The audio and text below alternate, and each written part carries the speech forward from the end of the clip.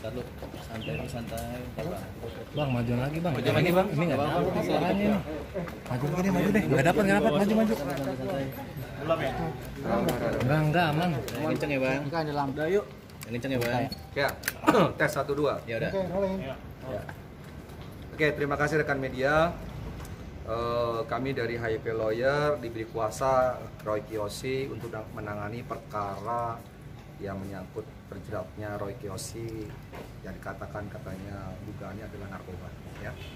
Jadi kami sudah bertemu dengan Roy Kiyoshi, kronologis ceritanya juga sudah pada kita, dan kami juga sudah ketemu penyidik. Oke, Bos. Langkah-langkah hukum selanjutnya juga kita sudah koordinasikan bagaimana. Mudah-mudahan semuanya bisa selesai dengan baik. Ya. Selanjutnya saya beritahukan kepada semua sahabat-sahabat Roy Kiyoshi dan semua orang di Indonesia. Saya tekankan sekali lagi bahwa Roy Kiyoshi adalah korban ya. Roy Kiyoshi bukan pemakai narkoba yang seperti diberitakan selama ini. Narkoba itu seperti halnya memakai ganja, sabu, ekstasi, bukan. Roy Kiyoshi itu sakit. Apa sakitnya? Insomnia.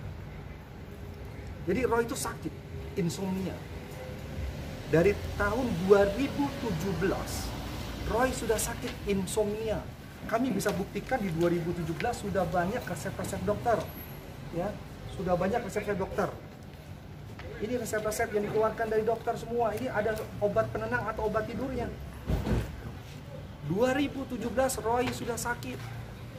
Selanjutnya 2019 setelah dia sembuh 2017, 2019 kumat lagi insomnianya dia. Nah, dia berobat juga ke rumah sakit yang ada di daerah Jakarta Selatan. Saya bisa buktikan ada beberapa resep dokter di 2019 dan 2020. Ya. Jadi Roy ini sakit. Dia tuh sakitnya insomnia, tidak bisa tidur. Nah, di 2020, kejadian kemarin tanggal 6, karena adanya pandemi COVID di Indonesia, maka dianjurkan oleh pemerintah untuk semua orang berada di rumah, membuat Roy itu tertekan dan stres berat.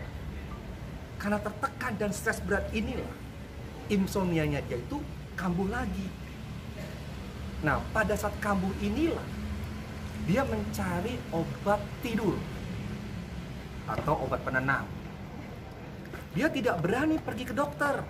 Dia tidak berani pergi ke apotek. Karena Roy itu orang yang penuh dengan rasa ketakutan, paranoid. Dia tidak berani karena dia takut keluar dari rumah kena COVID-19. Maka daripada itu, Roy mencari obat di online untuk agar dia bisa tidur. Kenapa Roy itu membeli obat lewat online? Karena dia sudah hampir 3 hari dia tidak tidur. Begitu kasihannya dia, tertekan batinnya dan stres. 3 hari dia nggak habis tidur. Nah, selanjutnya dia mencarilah di Google ya obat tidur. Keluarlah namanya ini, diazepam. Sekarang kalau kita mau buktikan diazepam itu dengan gampangnya, kita tinggal aja cari di Google diazepam. Saya barusan juga Google, saya buktikan sendiri. Diazepam itu dengan gampangnya dibeli. Nah, tuh saya Google diazepam beli. Banyak yang jual di sini. Ini sangat banyak sekali yang jual diazepam. Benzodiazepin ini mengandung nitrazepam, itu masuk dalam kategori golongan 4 psikotropika. Apakah masyarakat Indonesia tahu? Nggak ada yang tahu. Kalau Roy tahu, di dalam obat yang dia beli, diazepam ini, ada nitrazepamnya, masuk golongan 4, psikotropika. Nggak akan Roy mau beli. Bisa dipenjara dia. Ini karena ketidaktahuan, dan berapa banyak masyarakat Indonesia yang tidak tahu. Dan itu dengan gampang dan mudahnya diakses seluruh Indonesia. Semua warga Indonesia bisa beli langsung kok. Dan berapa banyak orang yang sudah beli lewat online. Nah, proses hukumnya kami hari Senin akan mengajukan untuk rekomendasi karena golongan 4 itu golongan yang paling ringan. Ya. Nah, jadi karena kami sudah ada bisa membuktikan kepada penyidik, ada resep dokter memang dia sakit dan lain-lain, maka hari Senin kami akan mengajukan untuk di asesmen. Ya. Mudah-mudahan dikabulkan. Setelah asesmen itu dikabulkan, maka ya sudah, berarti Roy akan direhabilitasi. Jadi nanti Senin kami akan ajukan ya kepada Polres untuk permohonan diajukan asesmen. Nah, nanti mudah-mudahan asesmen dikabulkan, ya sudah, Roy direhabilitas di RSKU. Selanjutnya, ya kalau nama sidang, sidang aja, gak ada masalah. Kita tetap harus sidang. Ya, jadi tidak ada nanti dari RSKU hilang begitu saja. Banyak sekali hal permasalahan yang saya lihat setelah di RSKU, di rehabilitasi hilang kabarnya kan. Tidak ada kepastian hukum. Memang kami tidak mau. Kami mau ada kepastian hukum yang jelas. Statusnya gimana, Bang? Statusnya ya, saat ini, Bang? udah tersangka kan, statusnya tersangka. Nanti Senin kami ajukan asesmen, mudah-mudahan dikabulkan. Setelah dikabulkan nanti ya langkah selanjutnya adalah RSKO. Tetap sidang tetap berjalan. Kami tetap harus sidang. Harus ada putusan sidang. Kalau tidak ada laporan dari masyarakat, katanya ada laporan dari masyarakat, siapa masyarakat itu? Oh, kita ini mengkonsumsi dari 2017, bukan konsumsi, jadi kita sakit dikasih obat 2017 dengan resep dokter.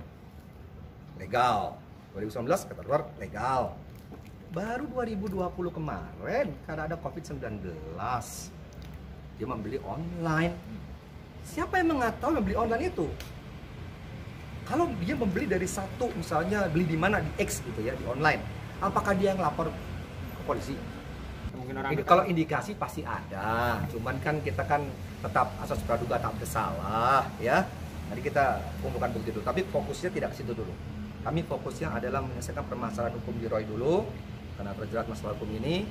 Nah, setelah selesai baru kita pikirkan. Dari kalangan Tapi Roy tadi di dalam saya jenguk ya stres. Kan dia makannya itu kan vegetarian. Setiap malam dia harus meditasi. Sekarang mau meditasi di mana? Sedangkan makannya pun juga sulit. Ya stres pasti. Tertekan dia karena dia bilang, "Saya nggak salah. Saya sakit. Saya mencari obat, saya takut ke dokter, saya takut ke apotik. Makanya saya online, saya beli online. Semua orang bisa beli. Saya konsumsi karena saya sakit." Ternyata ditangkap, kan begitu.